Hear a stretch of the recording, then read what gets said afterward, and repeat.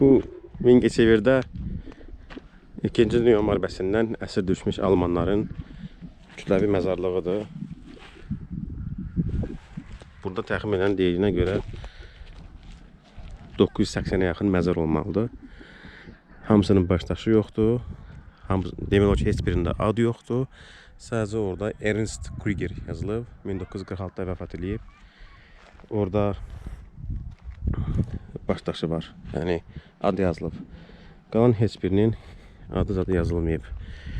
Bunlar elə bir ki, burada Bakıda və Sumqayıtda şəhərlər tikirlərmiş, şəhərləri bərpa edirlərmiş və Mingəçevirə deyilənə görə 10.000 nəfər Alman əsiri gətirilib. Əl əməyi ilə Mingəçevir bəndini və şəhərini tikiblər.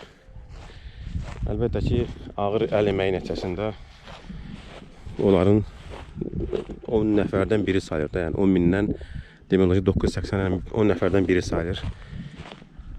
Dünyasını dəyişib vəfat edib və burada bastırılıb. 90-cı illərdə burada